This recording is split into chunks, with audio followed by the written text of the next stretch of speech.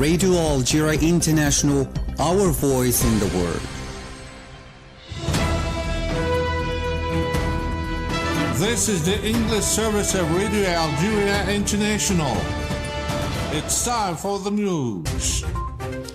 Algeria has called for restraint and responsibility to spare the Gulf region further insecurity and instability and set up a crisis cell at the Foreign Ministry to monitor the situation of Algerian nationals there. Iran has confirmed the killing of Supreme Guide Ali Khamenei in US-Israeli airstrikes that have been hitting for the second consecutive day several Iranian cities, including the capital Tehran. The US-Israeli attacks have triggered off many reactions, notably by the UN Secretary General Antonio Guterres, who condemned the military escalation in the Middle East and urged for an immediate cessation of hostilities.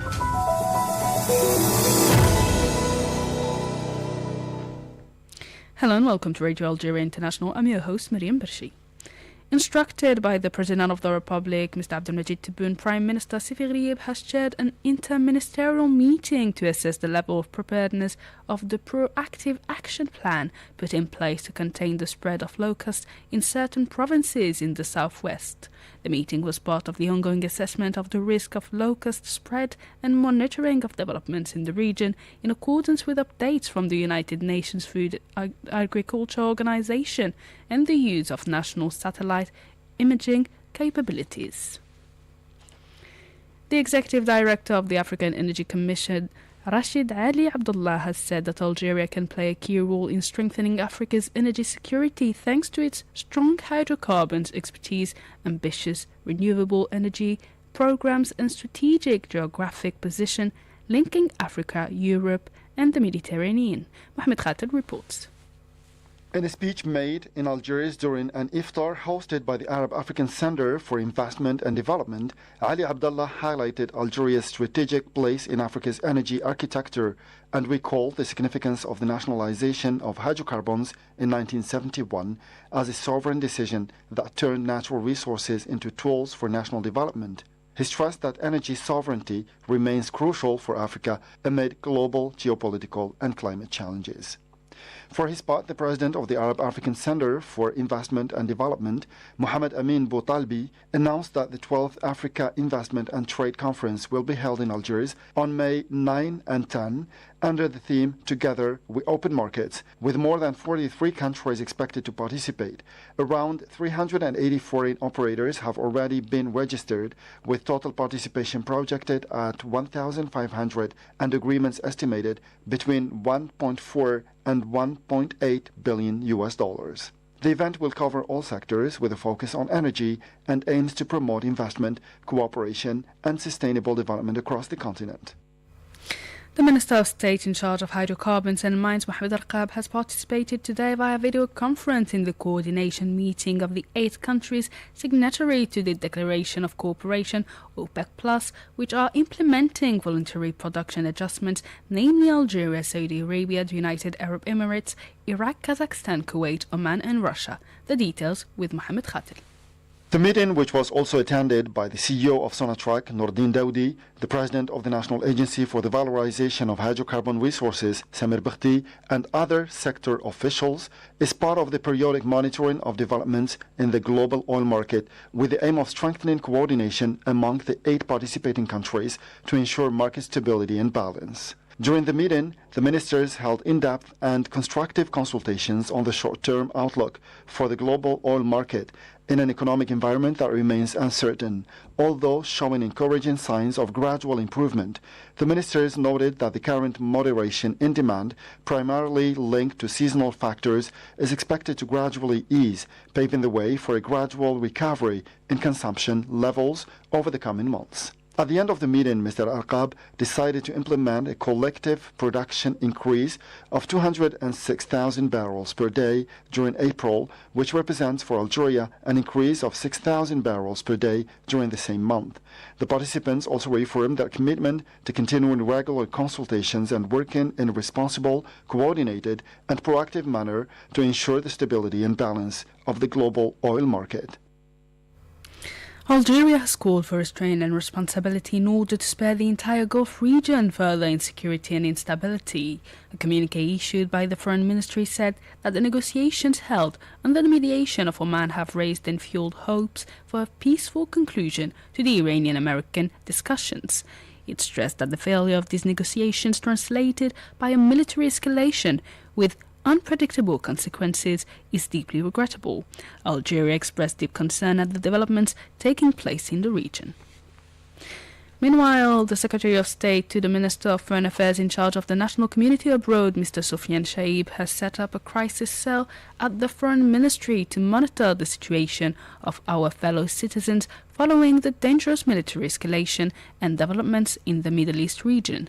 The cell is monitoring the situation of the members of the community and fellow citizens in the countries concerned in constant coordination with the diplomatic and consular missions in the region, which are mobilized to provide all necessary support and assistance.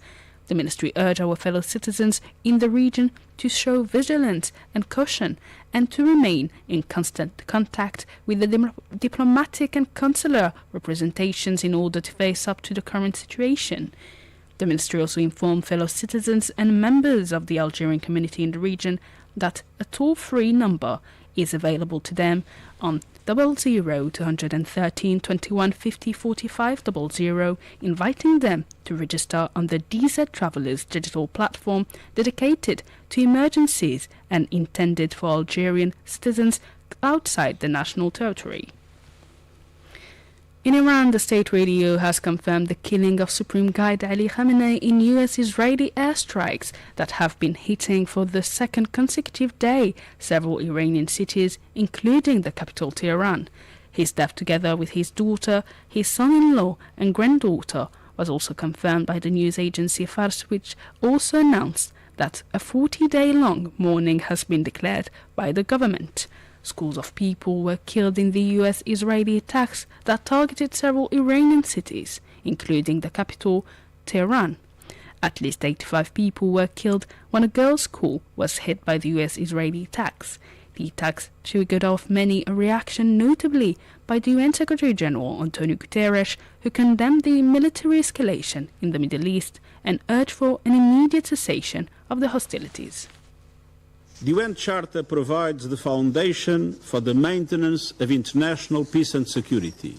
Article 2 of the Charter clearly states, all members shall refrain in their international relations from the threat or use of force against the territorial integrity or political independence of any state.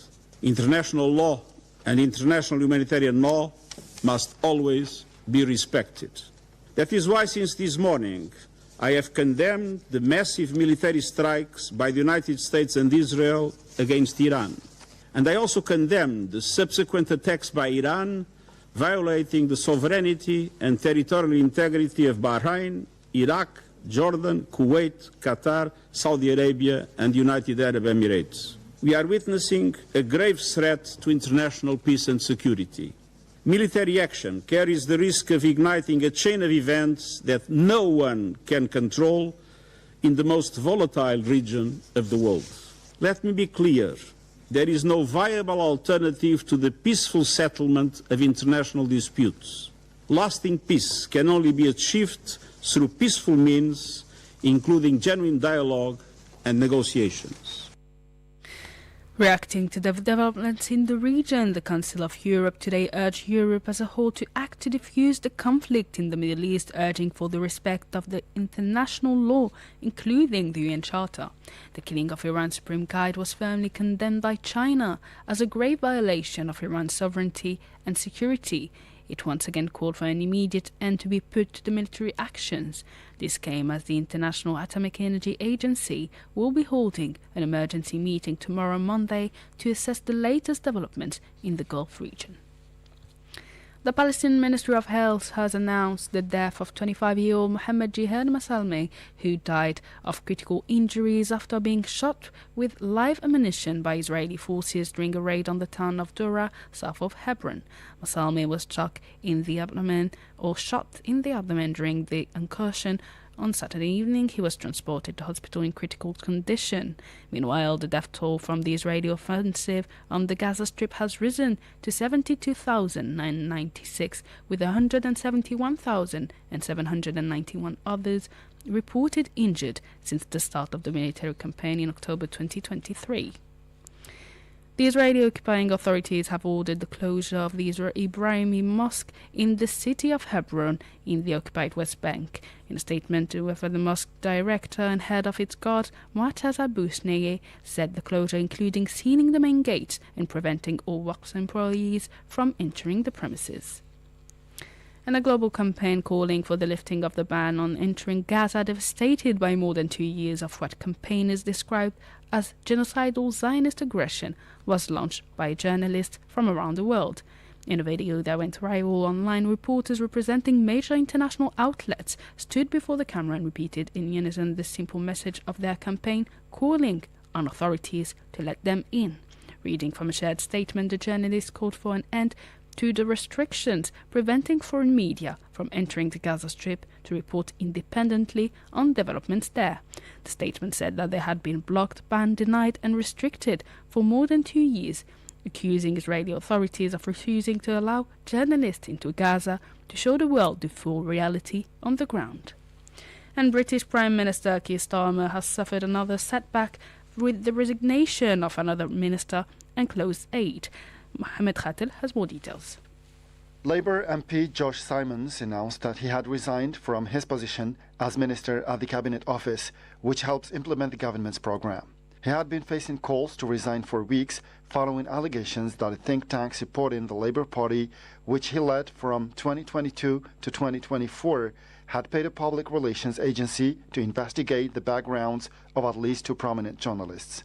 In a letter to Mr. Starmer, Mr. Simons insisted that he had not been aware of the investigations until a few weeks ago and that he had been cleared of any breach of ministerial rules. In his response, the Prime Minister said he had accepted his resignation with sadness. This is the latest departure from his government at a time when Labour Party has been trailing Nigel Farage's far-right Reform UK party in the polls for over a year and appears increasingly threatened by the rise of the left-wing Green Party. On Thursday, the Labour Party came in a humiliating 3rd place in a crucial by-election in a former constituency where it had easily won in 2024. And with this last piece of news, we come to the end of our news bulletin. Stay tuned on Radio Algeria International. The international event of the week. Only hours before several Iranian cities were targeted by Israeli-US joint airstrikes, the US and Iran were taking part in indirect talks in Geneva to try and reach an agreement on the Iranian nuclear program. The discussions were seen as crucial as they came amid a US military build-up in the Middle East, considered the largest since the US-led invasion of Iraq in 2023. Oman's foreign minister, whose country acts as mediator in the indirect talks, affirmed that the US and Iranian negotiations had demonstrated unprecedented openness to new and creative ideas and solutions. Although US President Trump threatened to take action against Iran, he also advocated diplomacy to solve the crisis over the Iranian nuclear program. Iran, for its part, rejected the US demand to stop its uranium enrichment activities, reiterating that its nuclear program was for peaceful purposes only.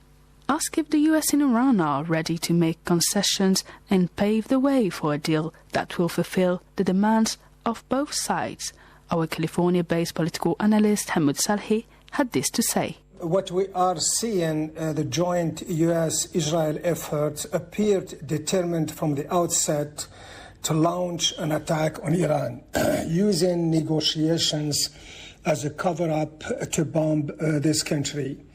This is the second time the US has used the same tactic, even though this time around it appeared that Washington and Tehran were seriously negotiating a deal. It is hard not to conclude that the talks from the beginning had the feel of a cover-up for military action, especially with a massive US arsenal stationed in the region ready for assault. There are also intelligence reports that the attack was planned for February 20th on December 29, but was changed after U.S. intelligence found out that Iran had received intelligence about the attack from a friendly country. Then they decided to move it to this date, which all suggests that the attack was planned ahead and that negotiations were meant to deceive Iran more so than anything else. From the fact that followed, the goal of the attack appeared to be the overthrow of the Iranian government, the assassination of the Iranian supreme leader, and the massive Israeli attacks on Iran's governmental institutions underscored that objective. Both Israelis and American leaders openly announced their intention to eliminate Iran's leadership. They called on the Iranian people to rise up against their leaders, presenting themselves as saviors. But this was a miscalculation. As analysts noted, instead of triggering internal collapse, it incited Iranians to rally behind their representative and defend their country against what they viewed as a foreign aggression. But Israel was not only to assassinate Iranian leaders, it was also to drive Iran into a state of chaos that, according to this calculation, would ultimately lead to fragmentation, possibly even paving the way for Israelis' control over parts of Iranian territory. The assumption seemed to be that with overwhelming American force and sustained attacks, the Iranian regime would be weakened to the point of losing control of the country, pushing it into disorder. The bigger picture suggests that this objective aligns with what many sees as Israel's broader attempt to consolidate influence in the Middle East, with American backing reshaping the region in ways that serve its national interest.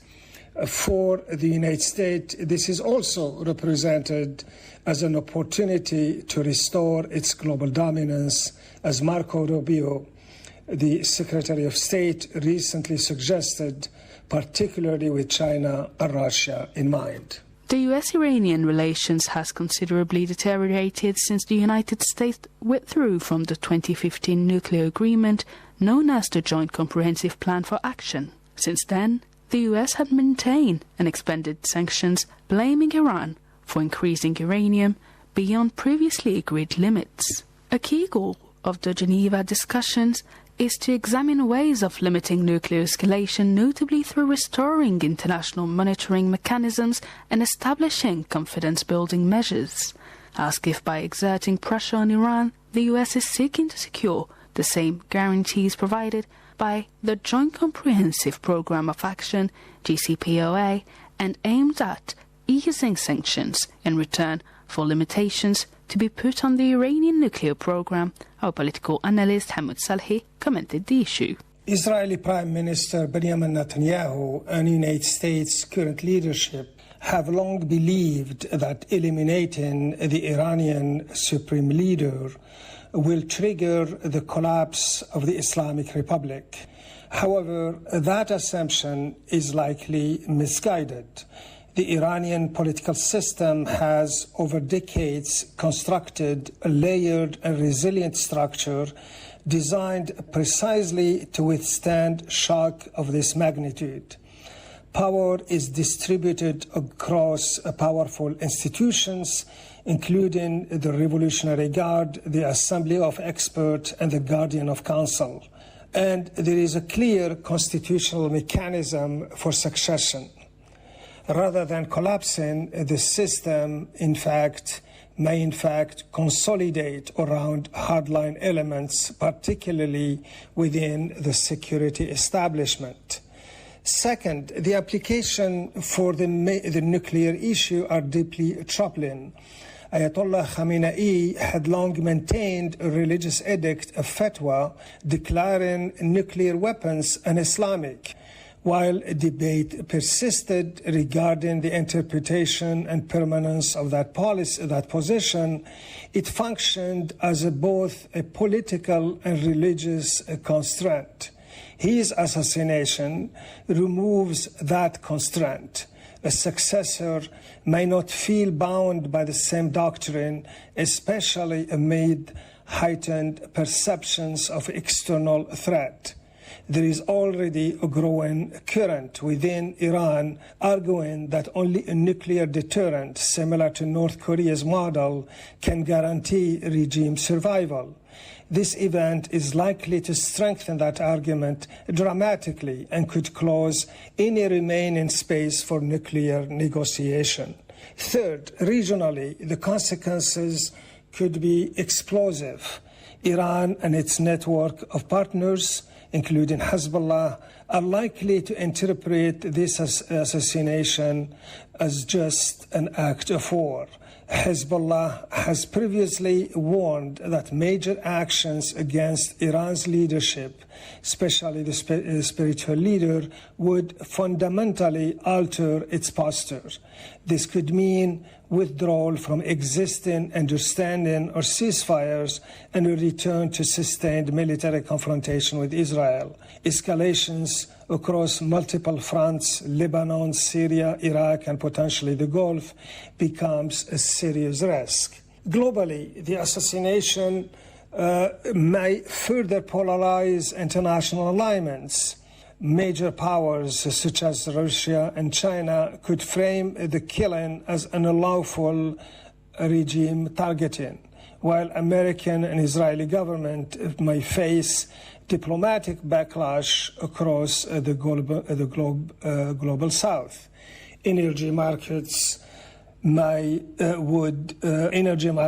would likely react sharply, and the risk of miscalculation between state actors would increase.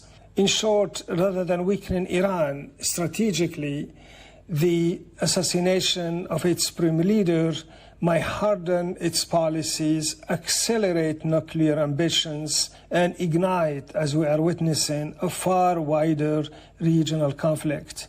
The consequences are likely to prove far more destabilizing than those who supported such a move may have anticipated. The Geneva talks represent more than just diplomatic exchanges. They reflect a mutual recognition that dialogue is preferable to escalation, while deep differences remain between the US and Iran. Both sides understand the cost of continued confrontation and its repercussions on regional stability. On the occasion of the holy fasting month of Ramadan, Radio Algeria International wishes all listeners a blessed month filled with peace, joy, and prosperity.